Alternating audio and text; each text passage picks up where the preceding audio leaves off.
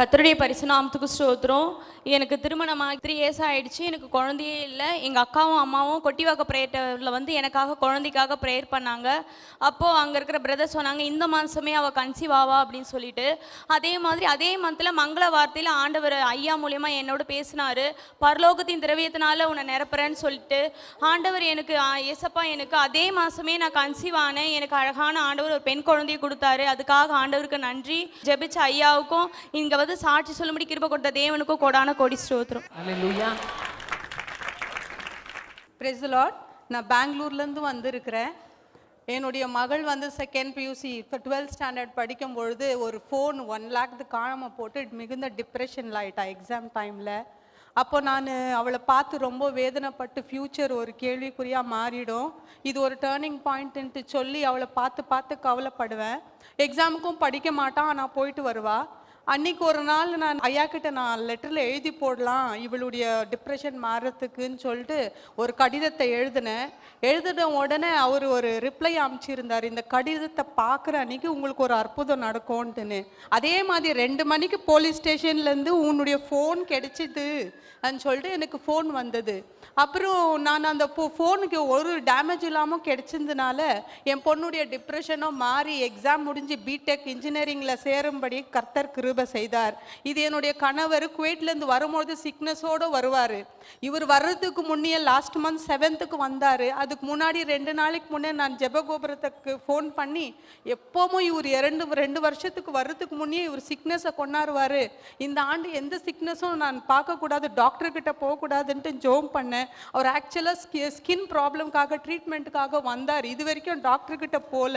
நான் அண்ணனை பார்த்து ஜெபித்த பிறகு நீ டாக்டர்கிட்ட போ, சாட்சியும் சொல்லிட்டு அவரை பார்த்துட்டு இந்த ஆண்டு கடந்து போ, எல்லாம் ஆசீர்வாதமாக நடக்கும்ட்டு இந்த ஆண்டு கூட்டிகிட்டு வந்திருக்கிறேன். கர்த்தர் செய்த பெரிதான காரியத்துக்காக நன்றி செலுத்துகிறேன்.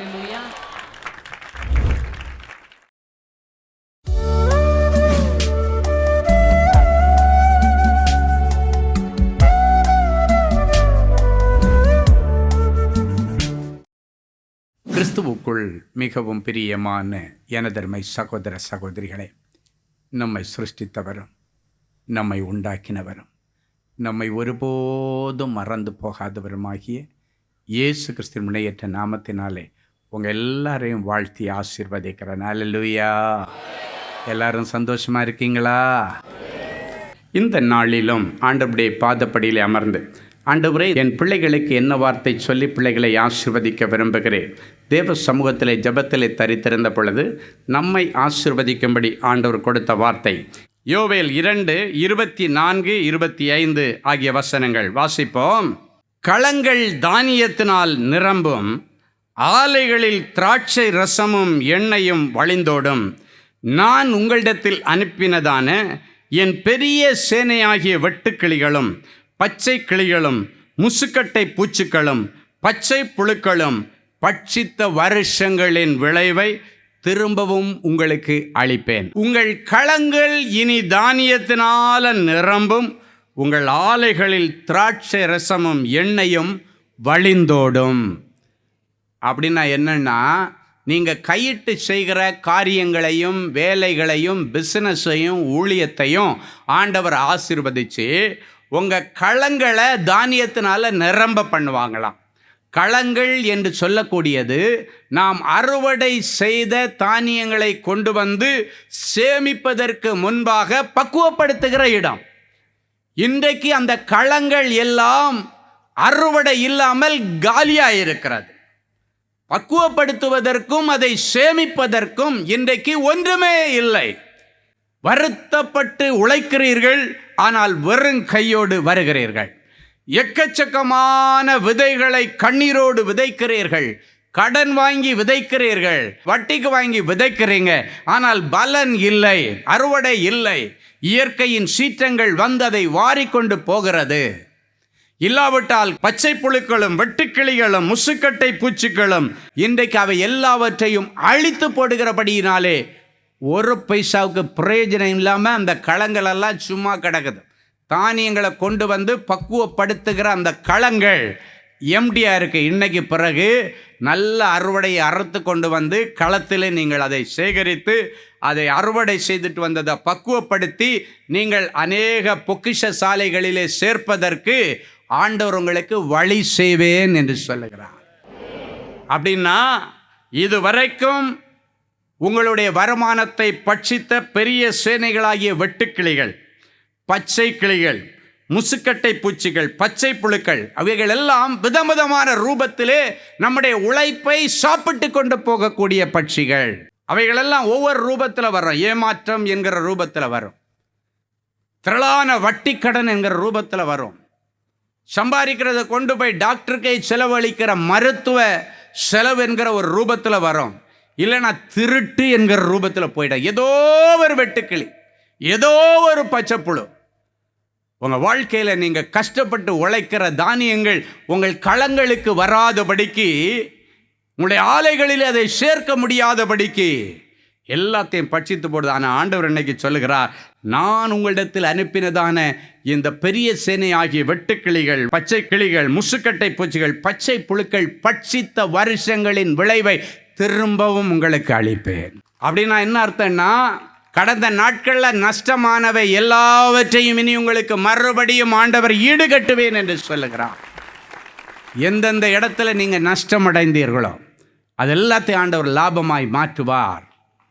ஏன்னா இன்றைக்கு ஆண்டவர் சொல்லிட்டாரு, உன் களங்கள் தானியத்தினால நிரம்பும், ஆலைகளில் திராட்சை ரசமும் எண்ணெயும் வழிந்தோடுமா. அப்படின்னா வருமானங்கள் இனி வழிந்தோடத்தக்கதாக கர்த்தர் உங்கள் வீட்டு வாய்க்கால்களை எல்லாம் இன்றைக்கு ஆசீர்வாதத்தினால நிரப்ப போகிறார். ஆமேன். இனி 4 காசு சேமிப்பீங்க. அதுக்கு தான் களங்கள். நேற்றைக்கு வரைக்கும் 10 பைசா மிச்சம் பிடிக்க முடியலை. சிலர் சொல்லுவாங்க, வர்றது என்னமோ நிறைய வருது பிரதர், ஆனால் எங்கே போகுதுன்னே தெரியலை.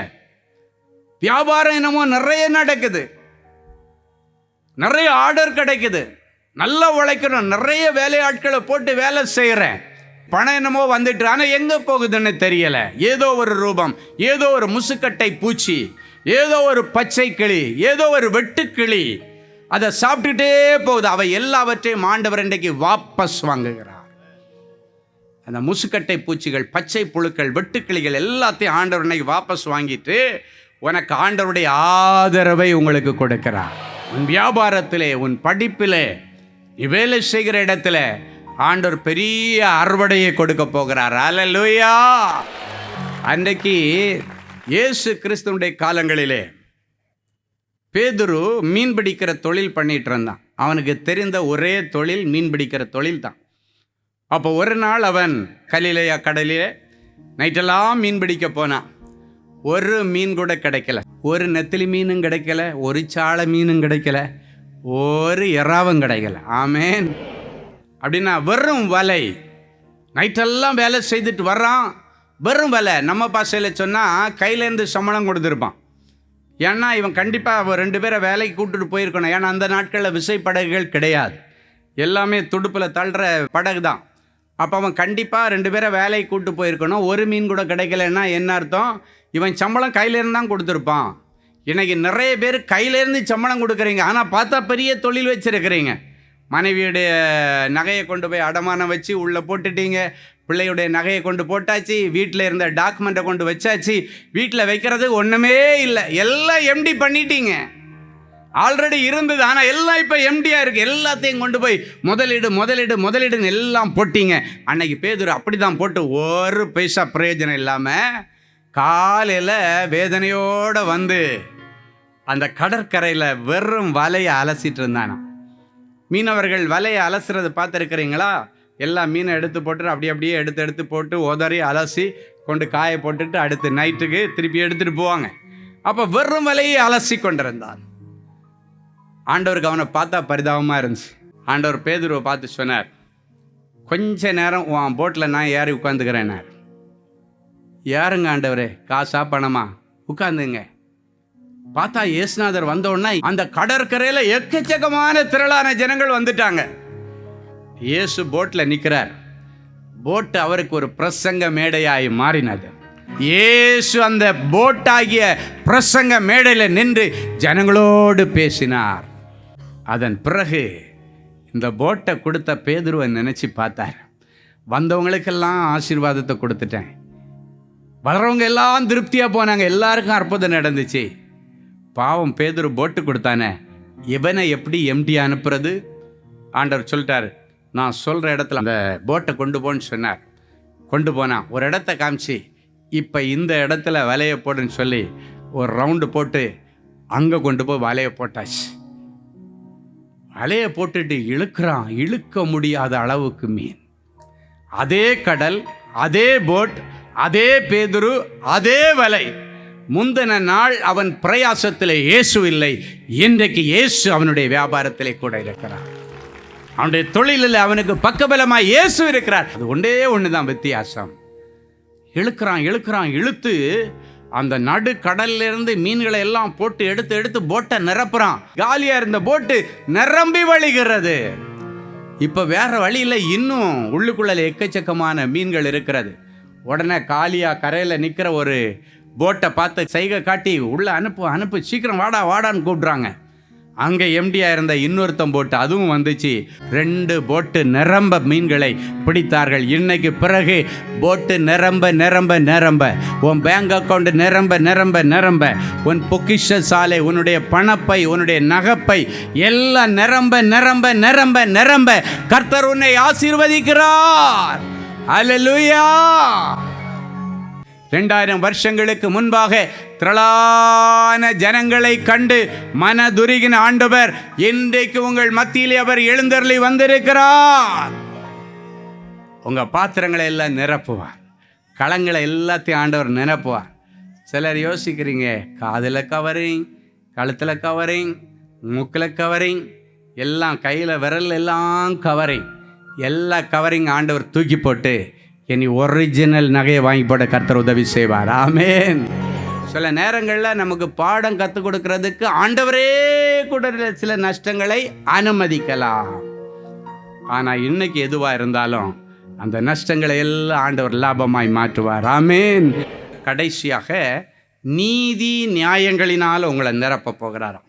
ஏசாயா தீர்க்கதரிசியின் புஸ்தகம் 33ஆம் அதிகாரம் 5வது வசனம் இப்படியாய் சொல்லுகிறது. வாசிப்போம்.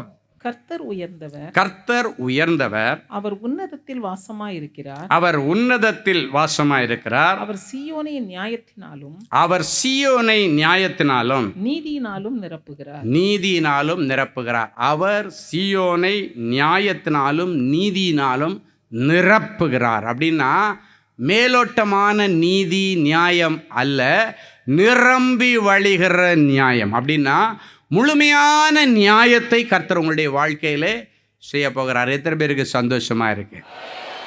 நிறைய பேர் என்ன நினைக்கிறீங்க, உலக பிரகாரமான வழக்குகளில் சிக்கிட்டு கோர்ட்டில் கேஸ் போயிட்டுருக்கு, போலீஸ் ஸ்டேஷனில் கேஸ் போகுது, இல்லைன்னா டிபார்ட்மெண்ட்டில் கேஸ் போகுது, இது மட்டும்தான் வழக்குகள் என்று நினைத்து கொண்டிருக்கிறீர்கள். இதெல்லாம் பெரிய வழக்குகள் தான். ஆனால் இவைகள் இல்லாமல் நிறைய குடும்பங்களில் வீட்டுக்குள்ள அநேக வழக்குகள் இருக்கிறது. கணவன் மனைவிக்குள்ளால வழக்கு, அதை இவங்க வழக்காகவே எடுக்கிறதில்ல. பெற்றோர்கள் பிள்ளைகளுக்கு இடையில் வழக்குகள். அந்த இடத்துல பார்த்தீங்கன்னா சில பெற்றோர்களுடைய நியாயமான பேச்சு என்ன இருக்குன்னு தெரியுமா? என் மனசை என் பிள்ளை புரிஞ்சிக்கலையே. புருஷனுடைய நியாயமான வார்த்தை எது இருக்குன்னா, என் மனைவி கூட என் மனசை புரிஞ்சிக்கலையே. அது அவனுடைய நியாயமான உணர்வு, நியாயமான ஒரு ஏக்கம். இன்னைக்கு அந்த சூழ்நிலையில் இருக்கிற அத்தனை பேருக்கும் நீதி நியாயம் செய்ய ஆண்டவர் விரும்புகிறார். அப்படின்னா என்ன ஆகும்? மனசை புரிஞ்சிக்காதவங்களை ஆண்டவர் புரிஞ்சிக்க வைப்பார். சில கணவன்மார்கள் கஷ்டப்பட்டு உழைச்சிட்டு வருவாங்க. ஆனால் மனைவிமார்களுக்கு அது ஒரு அற்பமாக தெரியும். ஏன்னா அவங்க கூட இருக்கிறவங்க நிறைய பேர் இதை விட நிறைய சம்பாரித்து நிறைய பொண்ணை வாங்கி கொடுத்துருப்பாங்க, பொருளை வாங்கி கொடுப்பாங்க, நகையை வாங்கி கொடுத்துருப்பாங்க. அதனால இவங்களுக்கு ஒரு நாள் திருப்தி படாது. ஆனால் ஆண்டவர் சொல்கிறார், இருக்கிறதுல மனரம்யமாய் வாழ பழகிக்கொள்ளுங்கள். புருஷன் என்ன கொண்டு வராரோ அதை வச்சு மனரம்யமாக குடும்பம் நடத்த நீங்கள் பழகிக்கொள்ளுங்க. அவரை கஷ்டப்பட்டு கொண்டு வருகிற அந்த பணத்தை வாங்கிட்டு மறுபடியும் அவருக்கு மன கஷ்டத்தை கொடுக்காதீங்க. நிறைய குடும்பங்களில் இன்றைக்கு கணவன் மனைவிக்கு இடையில் ஒரு கோல்டு வார். அது இந்த ரூபத்தில் இருக்க. சில இடங்களில் பார்த்திங்கன்னா ஈகோ ரூபத்தில் நிறைய பேருக்கு குடும்பத்தில் வழக்குகள். இன்றைக்கி இந்த ஈகோ என்கிற ஒரு பிசாசை உங்கள் குடும்பத்தை விட்டு நீங்கள் வெளியேற்றணும். மனைவி நீ என்ன சொல்கிறது, நான் என்ன கேட்குறது, நீயும் சம்பாதிக்கிறேன் நானும் சம்பாதிக்கிறேன். நிறைய மனைவிமார்களுக்கு புருஷனை விட கொஞ்சம் ஒரு 5,000 ரூபா சம்பளம் ஜாஸ்தி இருந்தால் போதும், புருஷனை மதிக்கவே மாட்டாங்க, மட்டம் தட்டுவாங்க. பிள்ளைகளுக்கு முன்னால் மட்டம் தட்டுவாங்க. அந்த பிள்ளைங்க எப்படி புருஷனை மதிப்பாங்க? இன்றைக்கி இந்த காரியங்கள் எல்லாம் நீங்கள் மனம் திரும்பணும். இதில் எல்லாம் அவருக்கு நீதி ஆண்டவர் இன்னைக்கு செய்ய போகிறார். அதுதான் நீதி நியாயத்தினால் நிரப்பணும்னா நீங்கள் கோர்ட்டு கேஸில் மட்டும் இல்லை, அதுலேயும் உங்கள்கிட்ட கண்டிப்பாக ஆண்டவர் நீதி செய்வார். நிறைய குடும்பங்களில் மனைவிமார்கள் என் புருஷன் அநியாயமாக என் பேரில் பழியை போட்டுட்டு டைவர்ஸ் கேஸ் போட்டிருக்காருன்னு நீங்கள் இருக்கலாம். உனக்கு நீதி செய்யாமல் ஆண்டவர் இன்னைக்கு தூங்க மாட்டார். உன் புருஷனை இன்னைக்கு உன் பேரில் வேணுன்னே பழியை போட்டு நீ செய்யாத தப்பை போட்டிருந்தாங்கன்னா இன்னைக்கு அவரை தூங்க விட மாட்டார். அதே போல் உன்னுடைய மனைவி நீ செய்யாத தவறை உன் மேலே போட்டுட்டு இன்னைக்கு உன் பேரில் கேஸை கொடுத்துருந்தா இன்னைக்கு அவளையும் தூங்க விட மாட்டார். ஆண்டவர் இரவோடு இரவாக விசாரிக்கிறவர், நைட்டோடு நைட்டாக விசாரிப்பார். என் அன்பு தேவனுடைய பிள்ளைகளை, அன்றைக்கு லாபானை நடுராத்திரியிலே யாக்கோபுக்காக விசாரித்து அவனை நைட்டோடு நைட்டு மிரட்டி அடுத்த நாள் காலையில் அந்த வழக்கு அவர்களுக்குள்ளே வராதபடிக்கு யாக்கோபுக்கு நியாயம் செய்யும்படி அவர்களுக்கு சமாதான உடன்படிக்கை பண்ண வைத்த ஆண்டவர். நிறைய குடும்பங்களில் டைவர்ஸ் கேஸ் போயிட்டுருக்கு, சொத்து கேஸ் போயிட்டுருக்கு, வேலை செய்கிற இடத்துல கேஸ் போயிட்டுருக்கு, ஏன் படிக்கிற படிப்பில் கூட ஏதோ ஒரு ரூபத்தில் ஒரு கேஸ் போயிட்டுருக்கலாம். இன்றைக்கு அந்த கேஸ் எல்லாத்தையும் ஆண்டவர் இன்னைக்கு விசாரிக்கிறார். விசாரித்து எல்லாத்துக்கும் இன்றைக்கி ஒரு முடிவு கட்டுறார். ஆமேன். இந்த வழக்கு அப்படின்றது ஒரு மனுஷனுடைய சமாதானத்தை கெடுத்துரும், நிம்மதியை கெடுத்துரும், அழிச்சிரும். சிலர் அழுகிறத பார்த்துருக்கிறேன். இந்த கோர்ட்டு கேஸு, இந்த போலீஸ் ஸ்டேஷன் இதெல்லாம் எனக்கு புதுசு, எங்கள் குடும்பத்துக்கே புதுசு, இது என்னால் தாங்க முடியலையா, இதுக்கு மேலே எனக்கு சொத்து வேண்டாம், எனக்கு நிம்மதி தான் வேணும், ஆனால் இதுக்கு மேலே என்னால் கோர்ட்டு கேஸ் யார் இறங்க முடியலை. அப்படிப்பட்ட பிள்ளைகளுடைய கண்ணீரை ஆண்டவர் இன்றைக்கு கண்டு உனக்கு நீதி செய்வார். உன்னுடைய சொத்தை நீ அப்படி விட்டு கொடுக்க ஆண்டவர் விடமாட்டார். ஆண்டவர் சொல்லியிருக்கிறார், உன் திராட்சை ரசத்தை அந்நிய புத்திரனுக்கு கொடேன் என்று சொல்லியிருக்கிறார். உன் உழைப்பினாலாகிய திராட்சை ரசத்தை அந்நிய புத்திரன் இனி வைத்திருப்பதில்லை என்று ஆண்டவர் சொல்லுகிறார். யார்கிட்டெல்லாம் அவைகள் மாட்டிட்டு இருக்கோ அது எல்லாத்தையும் இன்னைக்கு ஆண்டவர் தேடி கண்டுபிடித்து கொடுப்பார். ஹல்லேலூயா. ஆமாம், ஒருவேளை உன்னுடைய பிள்ளையே யாரோ ஒருத்தன் கடத்திட்டு போய் வச்சிருக்கிறான், இன்னைக்கு இரவு அவனை தூங்க விட மாட்டார், நைட்டோடு நைட்டு ரிலீஸ் பண்ணுவார். அன்றைக்கு ஆபிரகாமுடைய மனைவியை தூக்கிட்டு போன அபிமெலேக்கு ராஜாவே ஆண்டவர் சந்தித்தார். ராஜாட்ட ராஜாதி ராஜா மட்டும்தான் போய் நிற்க முடியும். அப்படிப்பட்ட ராஜாவையே மிரட்டி காலையில் காம்பன்சேஷனோட ஆபிரகாமிடத்தில் அவருடைய மனைவியை கொண்டு ஒப்படைத்தவர் நம்முடைய ஆண்டவர். அவன் மேலே சுண்டு விரல் கூட படலை. ஆண்டவர் அப்படி நியாயம் விசாரிக்கிறவர். அவனை ஒரே மிரட்டு தான் மிரட்டினார். அவன் மேலே கையை வச்ச நீயும் உன் குடும்பமும் சாகவே சாவீர்கள். நம்ம பாஷையில் சொன்னால் என்ன தெரியுமா, அவன் மேலே மட்டும் விரலை வச்சுப்பார், உன்னையும் உன் குடும்பத்தையுமே சாகடிச்சிருவேன்றார். இதுக்கு மேலே ஒரு ராஜா கை வைப்பானா? வைக்க மாட்டான். நைட்டெல்லாம் அவளுக்கு பாதுகாப்பாக இருந்தான். என் அன்பு தேவனுடைய பிள்ளைகளே, உன்னுடையது யாரிடத்தில் போய் இருந்தாலும், ஒருவேளை உன் பிள்ளைய ஒருத்தன் பிடிச்சிட்டு வச்சுருந்தாலும் சரி, இல்லை உன்னுடைய புருஷனை ஒருத்தி மடக்கி கைக்குள்ளே போட்டு வச்சிருந்தாலும் சரி, இரவோடு இரவாக அவர்களை சந்தித்து ஆண்டவர் பேசி அவர்களை ரிலீஸ் பண்ணி உங்ககிட்ட கொண்டு கொடுப்பார். ஹல்லேலூயா. அது பொருள் மட்டுமல்ல, மனுஷனாக இருந்தாலும் சரி ஆண்டவர் ரிலீஸ் பண்ணி உங்கள் கையில் கொண்டு கொடுப்பார். ஹல்லேலூயா. கானா ஒரு கல்யாண வீட்டில் வெறும் சாடிகளை திராட்சை ரசத்தினால நிரப்பி அந்த பிள்ளைகளுடைய இல்லற வாழ்க்கையை சந்தோஷமாய் ஆரம்பிக்க வைத்த ஆண்டவர், எனக்கு இன்னும் ஒரு நல்ல இல்லற வாழ்க்கை துணை கிடைக்கலையேன்னு அழுது கொண்டு வந்திருக்கிற பிள்ளைகளுக்கு நல்ல ஒரு எலியேசரை அனுப்பி நல்ல ஆசீர்வாதமான வாழ்க்கை துணையை ஆண்டவரே செலக்ட் பண்ணி கொடுப்பீராக. எல்லா திருமண தடைகள் இயேசுவின் நாமத்தினால் இன்றைக்கு உடைக்கப்படுவதாக. எல்லா திருமண தடைகளை உடைச்சி ஜபிக்கிறேன். மகிமையான நல் விசேஷங்கள் இவர்கள் குடும்பத்திலே நடப்பதாக, நடப்பதாக. பிரிந்து போன குடும்பங்களை ஒரு விசை நினைத்தரலாம். ஆண்டவரே, அந்த குடும்பங்களில் ஆண்டவர் யார் பிரிஞ்சு போகிறதுல காரணமாக இருந்தாங்களோ அவர்களை சந்தி. அது கணவனாக இருந்தால் அவனை சந்தித்து உன் மனைவியை சேர்த்து கொள்ள ஐயப்படாதே. மனைவியாக இருந்தால் அவளை சந்தித்து உன் புருஷனோடு வாழ நீ ஐயப்படாதே. அவங்கள கன்வின்ஸ் பண்ணி இரவோடு இரவாக ஒரு அற்புதத்தை செய்து காலையில் இவர்கள் கூடி வாழ ஆண்டவரின் பிள்ளைகளுக்கு அனுக்கிரகம் பண்ணுவீராக. இந்த நிமிஷத்தில் ஒரு அற்புதம் நடப்பதாக. தெற்கத்திய வெள்ளங்களை திருப்புகிற ஆண்டவர் அந்த பிரிந்து போன குடும்பங்களை சம்பந்தப்பட்டவங்களை ஆண்டவர் இன்றைக்கு சந்தித்து ஒரு அற்புதம் செய்யும். காணாமல் போன பிள்ளைகள், வீட்டில் சண்டை போட்டுட்டு போன பிள்ளைகள் அத்தனை பேரையும் ஆண்டவர் திருத்தி கொண்டு வந்து வீட்டிற்கு குணசாலியாக, கூடாரவாசியாக மாற்றி கொடுப்பீராக.